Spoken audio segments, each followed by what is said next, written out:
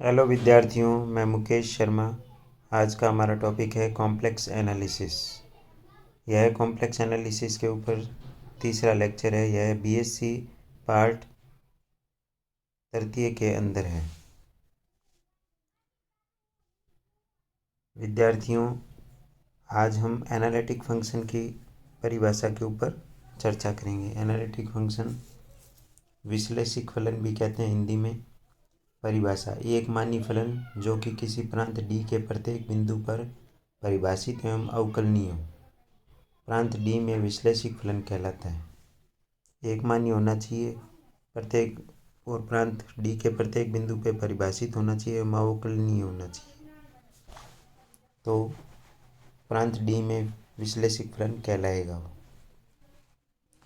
फलन एक बिंदु z0 पर, अब एक किसी पर्टिकुलर बिंदु पर फलन एक बिंदु z0 पर विश्लेषिक फलन कहलाता है यदि इसका अवकलज न केवल उस बिंदु पर परंतु उस बिंदु के प्रतिवेश में भी अस्तित्व हो। विश्लेषिक फलन को होलोमॉर्फिक फंक्शन भी कहते हैं। ये परिभाषाएं आपको याद रखनी है।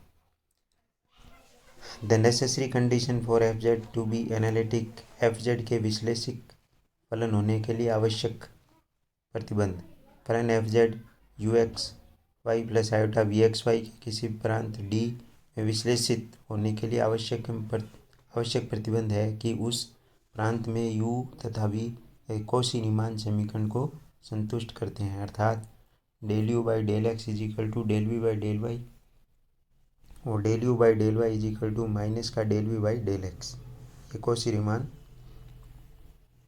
समीकरण है। ये आवश्यक प्रतिबंध है। पर्याप्त प्रतिबंध देखिए। पर्याप्त प्रतिबंध: मान लो f Z is equal to you x Y plus iota we x y प्रांत डी में परिभाषित है। जब फलन एफ जेड प्रांत डी में विश्लेषिक फलन होगा यदि यू एक्स वाई तथा वी एक्स वाई के प्रथम कोटि के आंशिक अवकलज प्रांत डी के प्रत्येक बिंदु पर संतत हैं तथा कौशी रीमान समीकरण को संतुष्ट करें।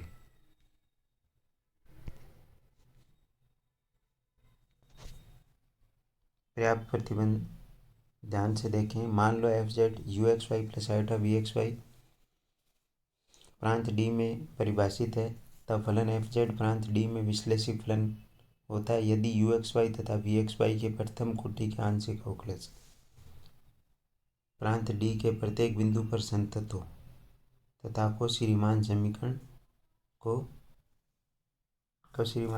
Del you by del x is equal to del you by del y तथा del you by del Y is equal to minus del you by del x प्रांत डी में प्रत्येक बिंदु पर संतुष्ट होती है। ये इसकी पर्याप्त प्रतिबंध है। कौशी रीमान समीकरण का ध्रुवी रूप, polar form of Cauchy Riemann equation. हमें पता है कार्टेशियन कोऑर्डिनेट और पोलर कोऑर्डिनेट में ये रिलेशन होते हैं: x is equal to r cos theta, y is equal to r sine theta, x square plus y square is equal to r square, theta is equal to tan inverse y by x. तो जो ये Cauchy Riemann समीकरण है u x is equal to v y u y is equal to minus v x, ये इसमें change हो जाती है। Del you by del r is equal to 1/r del you by del theta तथा del you by del theta is equal to minus का r del you by del r. प्रसंवादी फलन, ये ध्यान रखो, प्रसंवादी फलन क्या होता है? किसी प्रदेश डी में परिभाषित वास्तविक फलन यू एक्स वाई प्रसंवादी फलन कहलाता है यदि वह एवं उसके प्रथम दो कोटियों के आंशिक अवकलज संतत हो और लाप्लास समीकरण को del square U by del X square plus del square U by del Y square बराबर 0 को प्रदेश डी के प्रत्येक बिंदु पर संतुष्ट करता हो। ध्यान दो, लाप्लास समीकरण को संतुष्ट करना चाहिए, ये प्रसंवादी फलन कहलाता है। किसी प्रदेश डी में परिभाषित वास्तविक मान फलन यू एक्स वाई प्रसंवादी फलन कहलाता है यदि वह एवं उसके प्रथम दो कोटियों के आंशिक अवकलज संततों और लाप्लास समीकरण del square U by del X square plus del square U by del Y square बराबर 0 को प्रदेश डी के प्रत्येक बिंदु पर संतुष्ट करता हो तो ऐसे फलन प्रसमाधि फलन कहलाते हैं। अब ये इम्पोर्टेंट टॉपिक आ रहा है अपना application of Cauchy Riemann equations. W is equal to F Z is equal to you x Y plus iota we x Y, ये हमारा फलन है। इन ये केसेस हो सकते हैं। यू गिवन यू दे सकता है, यू दे के अपने को एफ जेड पूछ सकता है और यू दे के वी पूछ सकता है, वी दे के एफ जेड पूछ सकता है, वी दे के यू पूछ सकता है, ठीक है ना। यू प्लस वी दे के एफ जेड पूछ सकता है, यू माइनस वी दे के एफ जेड पूछ सकता है। तो यू दे के सीधा एफ जेड पूछे तो यूज मिलने थॉमसन मेथड, जो कि हम आगे बता देंगे क्या है। यू दे के वी पूछे तो d we is equal to del v by del x d x plus del v by del y d Y और कॉची-रीमान समीकरण का प्रयोग करो। U x is equal to v y, u y is equal to minus v x. V दे के f Z पूछे तो मिलने थॉमसन का प्रयोग करो और वी दे के यू पूछे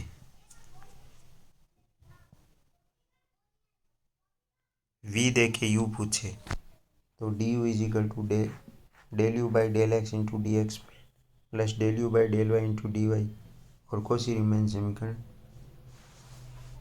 del u x is equal to v y, u y is equal to minus v x, ये आप इसका प्रयोग करें।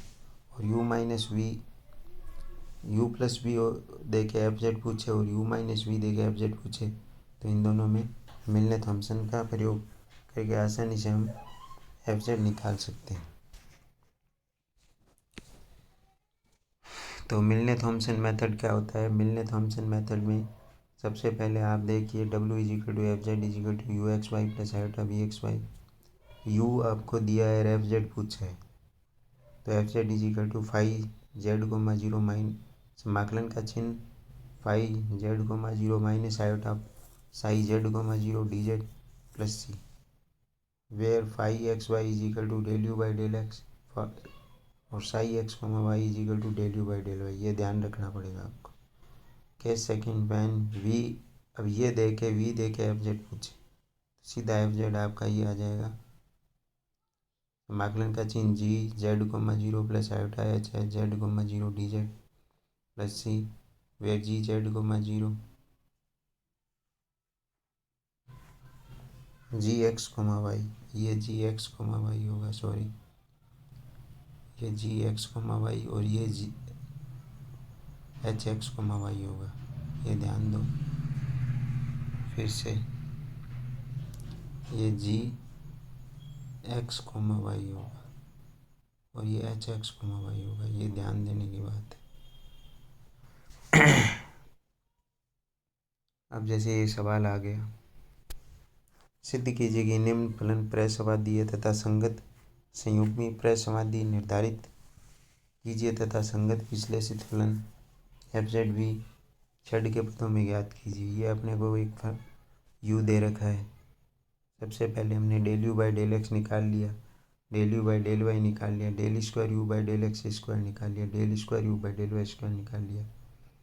ये जोड़ा तो ये हमने ये लाप्लास समीकरण को संतुष्ट कर दिया तो ये प्रसमाधि फलन हो गया। अब ये क्या कह रहा है हमें, क्या देखो क्या निकालना है, सिद्ध कीजिए कि फलन प्रसमाधि तथा संगत संयुग्मी यानी वी निकालना है। तो यू दे के वी निकालना है तो हमने आपको बता रखा है D we is equal to del you by del x into D x plus del you by del Y into D Y और कॉची-रीमान समीकरण का प्रयोग करना है। तो देखो del you by del x is equal to minus del you by del Y, वो यहाँ रख दिया और del you by del Y is equal to del you by del X, वो यहाँ रख दिया। अब del you by del X है वो उसकी वैल्यू देखो हमने ऊपर निकाल रखी है, ये रही, और del you by del Y की वैल्यू ये यहाँ रख दी, ये आ गया।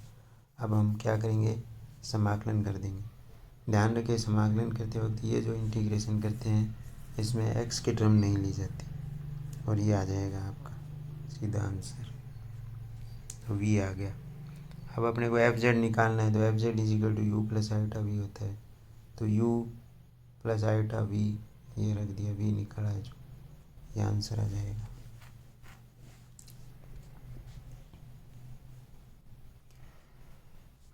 अब आपका एक और एग्जांपल आता है, इसमें दे रखा है u minus v is equal to e की पावर एक्स ब्रैकेट में cos y minus sine y. अपने को एफ जेड निकालना है in terms of z, f z निकालना है। सबसे पहले एफ जेड क्या है, u प्लस आयोटा वी, ये हम जानते हैं, ये F Z you plus iota, iota से गुणा कर दो, ये आ गया, दोनों को जोड़ दो, ये आ गया। ये फिर इसको हमने कैपिटल एफ जेड मान लिया, इसको कैपिटल यू मान लिया, इसको कैपिटल वी मान लिया, ये आ गया। अब देखो यू कैपिटल यू माना है, वो यू माइनस वी माना है, और यू माइनस वी अपने को ये दे रखा है ई की पावर एक्स, यानी अपने को कैपिटल यू दे दिया। तो अब अपन कैपिटल यू से सीधा कैपिटल एफ जेड कैसे निकालेंगे भाई, कैपिटल यू से सीधा कैपिटल एफ जेड ये इससे निकालेंगे मिलने थॉमसन मेथड से। मिलने थॉमसन मेथड में देख लीजिए यू से एफ जेड कैसे निकालते हैं, ये देखो ये रहा। इसमें सबसे पहले ये निकाल लो दोनों,